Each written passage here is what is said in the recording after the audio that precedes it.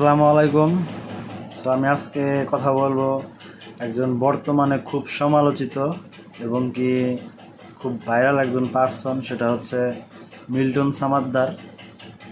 তো তিনি কি আসলেই মানে এই যে যে বলতেছে কিডনি বিক্রি করতেছে এগুলো সত্যি? তারপর হইতেছে টাকা পয়সা লুট করতেছে, এটা করতেছে সেটা করতেছে। আসলে মানুষ তো কত রকম কত কথা বলতেছে, এগুলো কি আসলেই ঠিক? দেখেন, আমি যেটা বুঝি, আমি একজন ছোট একজন মানুষ, তো আমি যেটা বুঝি সেটা আমি বলতেছি। আসলে যে মিথ্যে কথা বলে তার মুখে অনেক জড়তা থাকে, আর যে সত্যি কথা বলে স্ট্রেট কাট কথা বলতে পারে। তার কথা যেগুলা সে বলে, তার কথা শুনে মনে হয় না যে সে মিথ্যা কথা বলতেছে। আর সে মিথ্যা কথা বলে কিনা সেটা আল্লাহ জানে আর সে জানে, আমি জানি না। যাই হোক, আমার যেটা মনে হইলো আমি সেটা বলতেছি। আর সে যে ধর্মেরই হোক, সে হিন্দু, বৌদ্ধ, খ্রিস্টান, মুসলিম যাই হোক, সেটা বড় বিষয় না।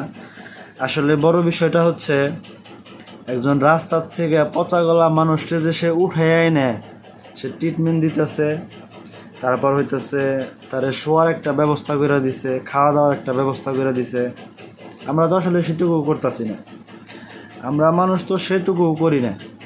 উনি তো একজন মানুষকে উঠাইয়া নিয়ে যায়, তার সেবা যত্ন করতেছে। হয়তোবা উনি তার স্বার্থের জন্য করতেছে, এই টাকা পয়সার জন্য করতেছে। সে যেটার জন্যই করুক, মানুষ কিন্তু এখন স্বার্থ ছাড়া কিছুই বোঝে না। সো সে যেটার জন্যই করুক, সে কিন্তু একটা ভালো কাজ করতেছে। আমি যেটা মনে করি ভালো আমি যেটা বুঝলাম আর কি।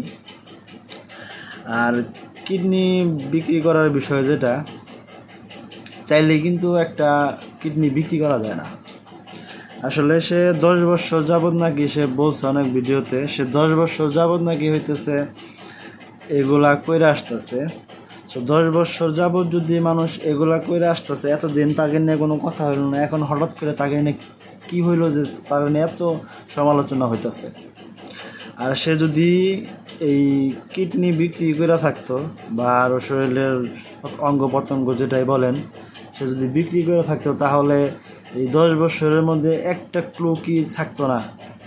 একটা ক্লু কিন্তু থাকতো। আমাকে কিন্তু আবার বললেন না যে আমি তার দালালি করতে আসছি, আমি তার দালালি করতে আসি নাই। আমার যেটা মনে হইতেছে, সাধারণ জনগণ হিসাবে আমি সেটা বলতেছি। সে কিন্তু দেখেন, টাকা কিন্তু সে, আমি মনে করি সে ভিক্ষা করছে মানুষের কাছে। 5 টাকা 10 টাকা চায়া চায়া নিচ্ছে, মানে কি সে ভিক্ষা করছে? সে রোজার মধ্যে বলছে যে দান সদ্গা ফেতরা যে দেওয়া হয় আমরা মুসলিমরা যারা যারা দিই, সো সে সেটা বলছে যে আমাদেরকে দেন। সে যাই হোক, মানুষ দিছে বিদায় কিন্তু সে পাইছে, সে কিন্তু কারো কাছ থেকে জোর করে টাকা নেয় নাই।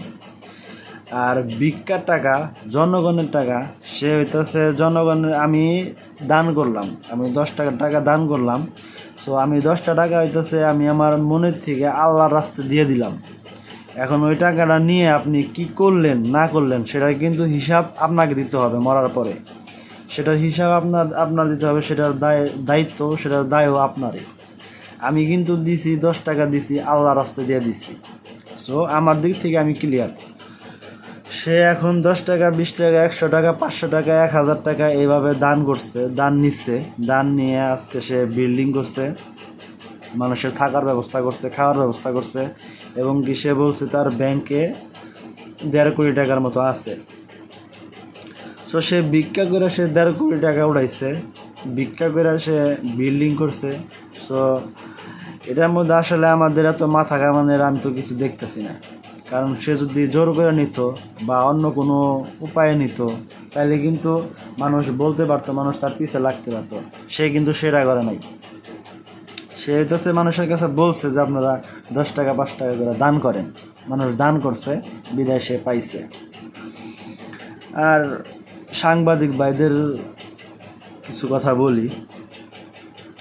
আসলে মানুষ, বাংলাদেশের মানুষ আসলে মানুষের ভালো সহ্য করতে পারে না। যাই হোক, তো এই সমস্ত লোকের পিছনে না লাগে, আমি মনে করি যে জনগণের যে হকের টাকা যে মাইরা মানুষ বিদেশ পাচার করতেছে, এই সমস্ত দিকে একটুকা খেয়াল দিলে ভালো হয়। এই সমস্ত লোকের পিছনে আপনারা কথা বলেন, তাদেরকে প্রশ্ন করেন, তা পারবেন না আপনারা, সেটা আপনারা পারবেন না।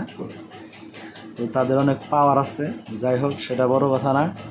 তো আমি মনে করি কি সে মানবিক দিক থেকে সে একটা রাস্তার পচা গলা মানুষকে উঠাইয়া নিয়ে ট্রিটমেন্ট করতেছে, যতটুকু পারতেছে করতেছে, দিতেছে, তাদের থাকার একটা ব্যবস্থা করে দিছে, খাওয়ার একটা ব্যবস্থা করে দিচ্ছে। আমরা কিন্তু সেটাও পারি না, সেটাও করতেছি না। আপনি একটা লোকের দায়িত্ব নিয়ে দেখেন না, বুঝতে পারবেন দায়িত্ব কী জিনিস। সো আমার দিক থেকে যেটা আমার ভালো মনে হয়েছে আমি সেটা বললাম। ভুল ত্রুটি হলে মাফ করে দিবেন। তো সবাই ভালো থাকবেন, সুস্থ থাকবেন। আসসালামু আলাইকুম।